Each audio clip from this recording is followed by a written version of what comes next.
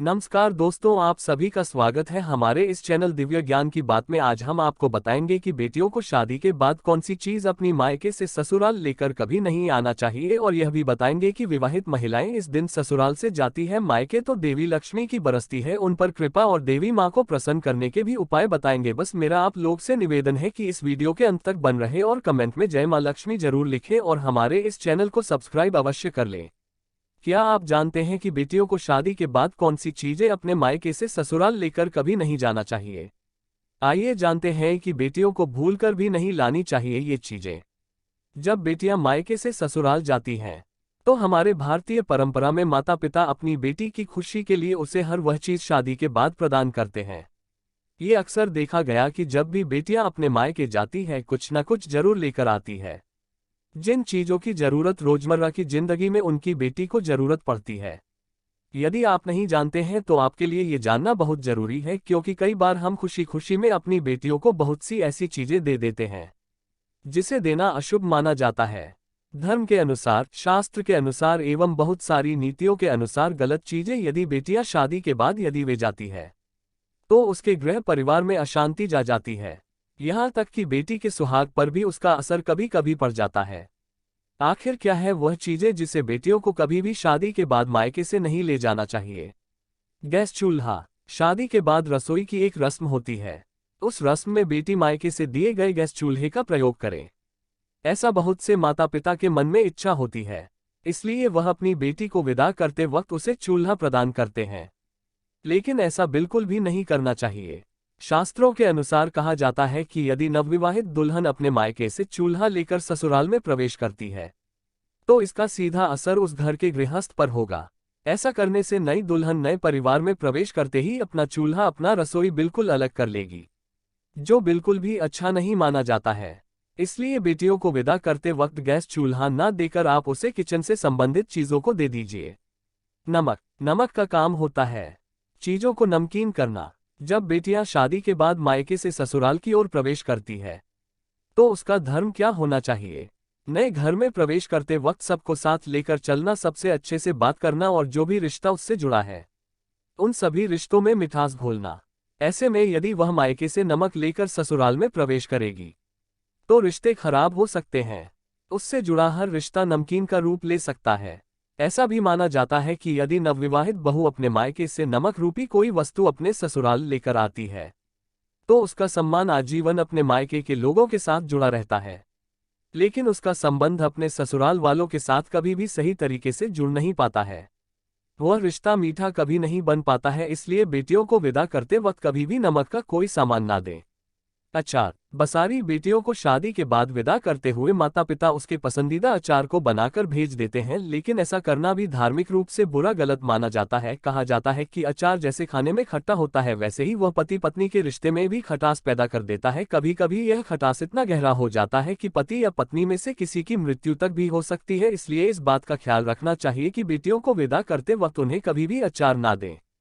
माता पिता का अच्छापन कभी कभी उनकी बेटी पर भारी पड़ जाता है, इस कारण शादीशुदा लड़की को नहीं देना चाहिए अचार। वेद शास्त्रों की मान्यताओं के अनुसार बेटी को कभी भी आम, नींबू, मिर्च या किसी भी तरह का अचार नहीं देना चाहिए। माना जाता है कि ऐसा करने से लड़की के साथ साथ मायके वालों को कई मुश्किलों का सामना करना पड़ सकता है। जिस घर में बेटी को अचार दिया जाता है उस घर में बेटी कभी सुखी नहीं रह सकती है। उसको मानसिक, शारीरिक या फिर आर्थिक समस्याओं का सामना करना पड़ता है। ससुराल में किसी न किसी कारण इसे परेशानियों का सामना करना पड़ता है। इसके साथ ही घर के सदस्यों से किसी न किसी बात पर अनबन होती रहती है। वहीं मायके पक्ष में माता पिता को शारीरिक कष्ट का सामना करना पड़ता है। इसके साथ ही पैसों की तंगी बनी रहती है।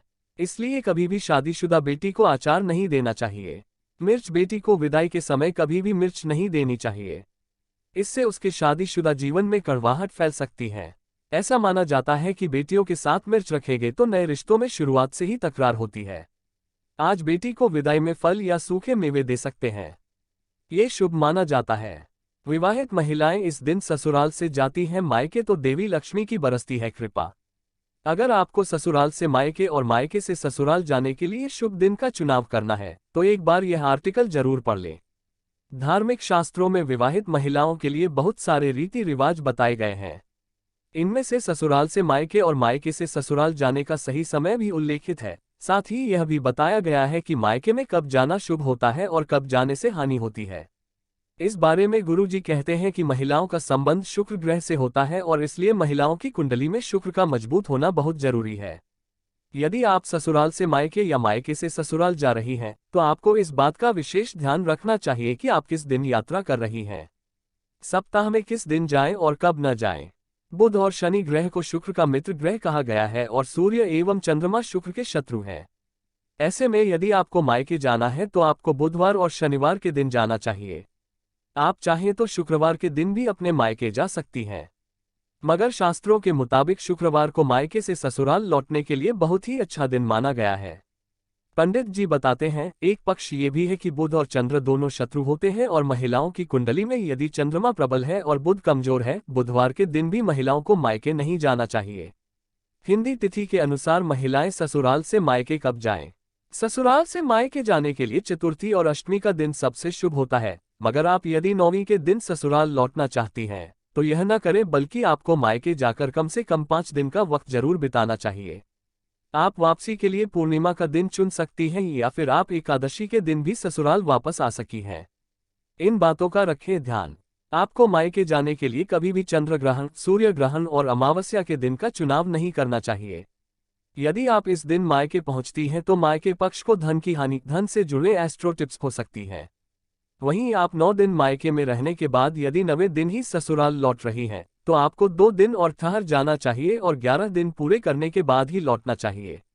यदि आप इन बातों का ध्यान रखती हैं तो मायके और ससुराल दोनों पक्ष के लोगों को धन लाभ होता है।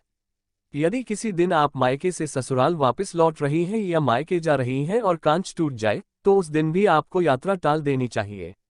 आपको कभी अपने जीवन साथी से झगड़ कर यात्रा नहीं करनी चाहिए। ऐसा करने से आपको ससुराल और मायके दोनों में धन हानि होती है। बेटी को ससुराल किस दिन नहीं भेजना चाहिए? हिंदू माह के शुक्ल पक्ष की षष्ठी, एकादशी तथा पूर्णिमा तिथि के दिन बेटी को ससुराल नहीं भेजना चाहिए, क्योंकि इन दोनों ही तिथियों को वास्तुशास्त्र तथा प्राचीन मान्यताओं के आधार पर बेटी को ससुराल भेजने के लिए उपयुक्त नहीं माना गया है। जबकि कृष्ण पक्ष की प्रथमा, द्वितीया, तृतीया तथा अमावस्या तिथि के दिन बेटी को ससुराल भेजना प्राचीन मान्यताओं के अनुसार शुभ माना जाता है। इस दिन बेटी को ससुराल भेजने से उसके जीवन में अनेक कठिनाई आती है, इसलिए इस दिन को कभी भी बेटी को ससुराल नहीं भेजना चाहिए। मां लक्ष्मी की कृपा से जीवन में सुख, शांति, समृद्धि, धन और ऐश्वर्य प्राप्त होता है। लेकिन जब तक मां लक्ष्मी की कृपा न हो, इन सभी सुखों एवं शुभता की प्राप्ति संभव नहीं है। इसलिए अगर आप भी चाहते हैं कि आपके जीवन में समृद्धि और मां लक्ष्मी की कृपा बनी रहे, तो जानिए ये 9 उपाय। एक शुक्रवार के दिन सुबह उठते ही मां लक्ष्मी को नमन कर स्नान कर स्वच्छ सफेद या गुलाबी वस्त्र धारण करें। इसके बाद श्री यंत्र व मां लक्ष्मी के चित्र के सामने खड़े होकर श्री सूक्त का पाठ करें। अगर संभव हो तो कमल का पुष्प मां लक्ष्मी को अर्पित करें। 2 जब भी घर से किसी भी खास काम से निकले तो निकलने से पहले थोड़ा मीठा दही खाकर निकले। 3 अगर आपके काम में अवरोध आ रहा है तो शुक्रवार के दिन काली चींटियों को चीनी डालें। 4 शुक्रवार के दिन मां लक्ष्मी के मंदिर जाकर शंख, कौड़ी, कमल, मखाना, बताशा अर्पित करें। ये सब महालक्ष्मी मां को बहुत प्रिय हैं। 5 अगर पति पत्नी में तनाव रहता है तो शुक्रवार के दिन अपने शयन कक्ष में प्रेमी पक्षी जोड़े की तस्वीर लगाएं। 6 घर में स्थायी सुख समृद्धि हेतु पीपल के वृक्ष की छाया में खड़े रहकर लोहे के बर्तन में जल, चीनी, घी तथा दूध मिलाकर पीपल के वृक्ष की जड़ में डालने से घर में लंबे समय तक सुख समृद्धि रहती है और लक्ष्मी का वास होता है। 7 घर में बार बार धनहानि हो रही हो तो घर के मुख्य द्वार पर गुलाल छिड़ककर गुलाल पर शुद्ध घी का 2-मुखी दीपक जलाना चाहिए। दीपक जलाते समय मन ही मन ये कामना करनी चाहिए कि भविष्य में घर में धनहानि का सामना न करना पड़े। जब दीपक शांत हो जाए तो उसे बहते हुए पानी में बहा देना चाहिए। 8 संपत्ति और संतान की प्राप्ति चाहते हैं तो गजलक्ष्मी मां की उपासना करें। इससे संतान की प्राप्ति भी होगी और संपत्ति में भी बढ़ोतरी होती है। 9 घर में या बाहर कहीं भी अन्न का अपमान न करें और न ही होने दें। जो लोग भी क्रोध में आकर खाने से सजी थाली फेंकते हैं उनके घर कभी धन, वैभव और सुख नहीं रहता। अगर वीडियो अच्छा लगा हो तो हमारे इस चैनल को जरूर सब्सक्राइब कर लें ऐसे ही वीडियो देखने के लिए।